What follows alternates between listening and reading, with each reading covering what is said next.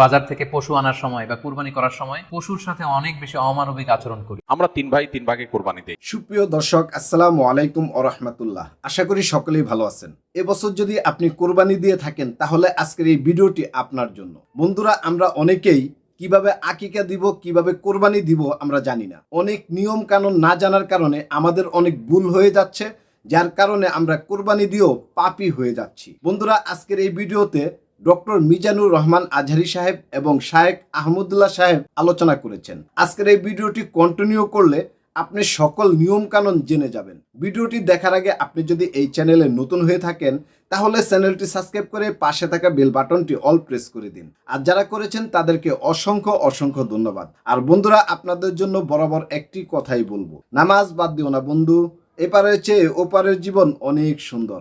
তাহলে চলুন বন্ধুরা, আজকের ভিডিওটি শুরু করা যাক। প্রথম যে রিমাইন্ডারটি আপনাদের সাথে আমি শেয়ার করতে চাই সেটি হচ্ছে, সম্মানিত সুধী, আমরা অনেকেই বাজার থেকে পশু আনার সময় বা কুরবানি করার সময় পশুর সাথে অনেক বেশি অমানবিক আচরণ করি। এতে করে কিন্তু আপনার কুরবানিটা, পুরো কুরবানির প্রক্রিয়াটাই প্রশ্নবিদ্ধ হয়ে যেতে পারে। সবাইকে বলছি আমরা যাতে পশুর সাথে মানবিক আচরণ করি, কুরবানির পশুর সাথে এমন কোনো আচরণ যাতে না করি যাতে ওর কষ্ট না হয়, আমরা যেন এটা খেয়াল রাখি।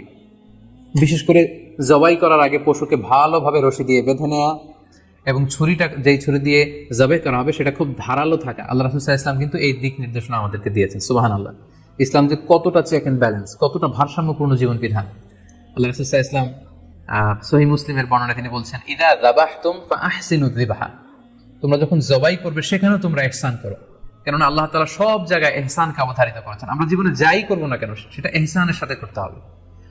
তো পশুটাকে কিন্তু আমি জবাই করব, স্লটার করব, আল্লাহ রাসূল সাল্লাল্লাহু আলাইহি ওয়াসাল্লাম বললেন যখন স্লটার করবে, জবাই করবে, তখনও সেটার প্রতি ইহসান করে তোমরা জবাই করো।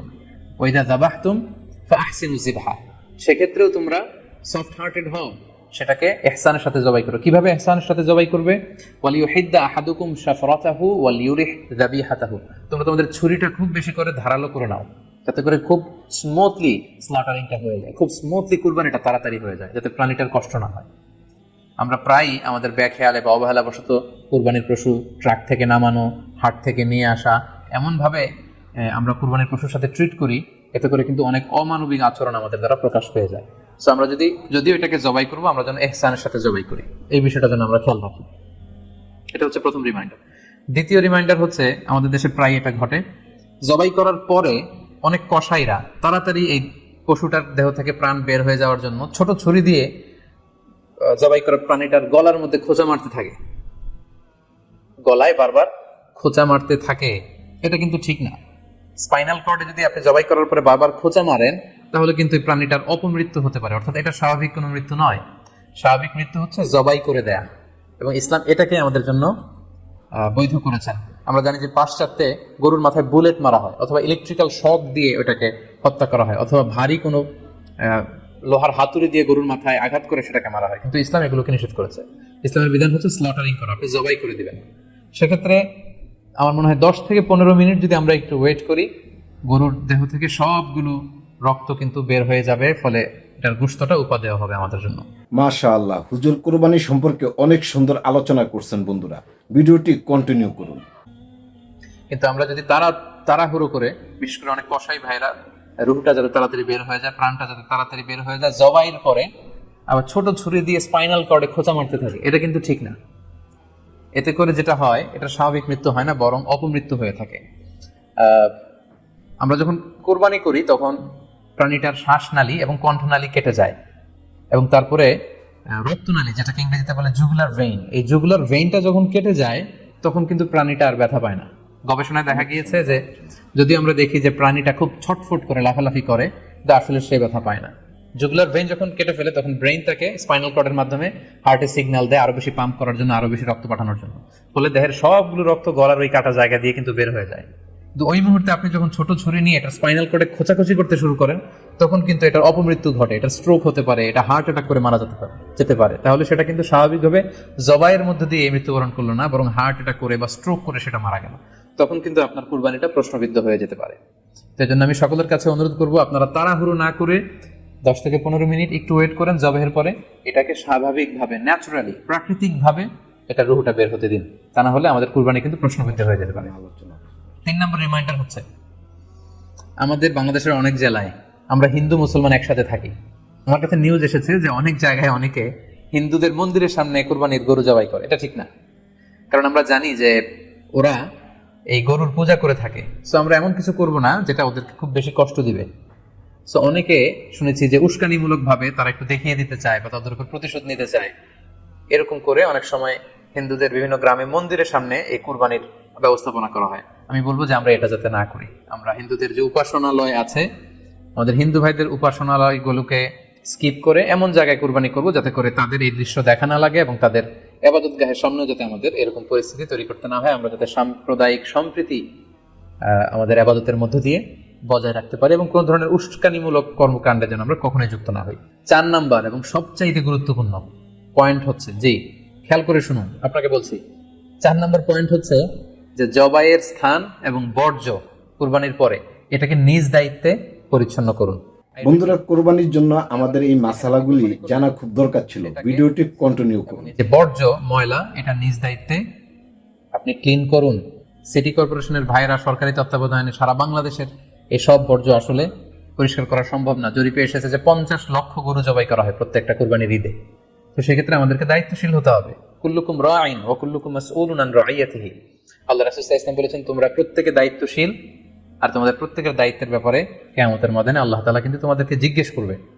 তাই আমরা যেন নিজ দায়িত্বে এই কুরবানির করার স্থান এবং বর্জ্য যেন পরিষ্কার করি। কুরবানির সাথে আকিকা দেওয়া যাবে কিনা, এক্ষেত্রে আমরা উত্তরে বলবো যে কুরবানি এবং আকিকা আপনাদের খেয়াল রাখতে হবে যে ভিন্ন দুটি ইবাদত।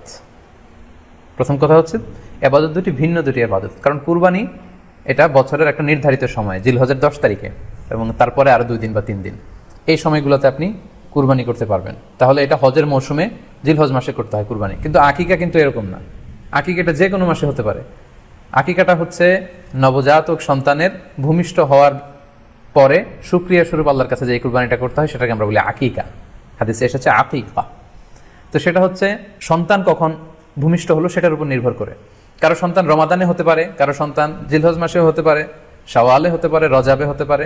আকিকার ক্ষেত্রে আল্লাহ রাসূল সাল্লাল্লাহু আলাইহি ওয়াসাল্লাম বলেছে আনিল গুলামি শাতান ওয়া আনিল জারিয়াতি শাত, অর্থাৎ ছেলে হলে 2টি ছাগল দিয়ে আকিকা করো এবং যদি মেয়ে হয় তাহলে 1টি ছাগল দিয়ে আকিকা করো। তো সেক্ষেত্রে কুরবানিতে কিন্তু এরকম বিধান নেই। কুরবানিতে কিন্তু 1টি ছাগল দিয়ে আপনি কুরবানি করলে কুরবানি হয়ে যাচ্ছে, সেখানে 2টি ছাগল দেওয়া লাগবে এমন কোনো কথা নেই। তো এভাবে আমরা বুঝতে পারতেছি, খুবই স্পষ্টত কমন সেন্স খাটালেও আমরা বুঝতে পারতেছি, এবং আল্লাহ রাসূল সাল্লাল্লাহু আলাইহি ওয়াসাল্লামের ভাষ্যগুলো অনুসারে আমরা বুঝতে পারছি দুই ধরনের ইবাদত। যদিও এই 2 ইবাদতে কিছুটা মিল আছে, কিন্তু 2 সময়ের ইবাদত, 2টা আলাদা, 2টি উপলক্ষ, 2টার আলাদা নির্ধারিত সময় রয়েছে।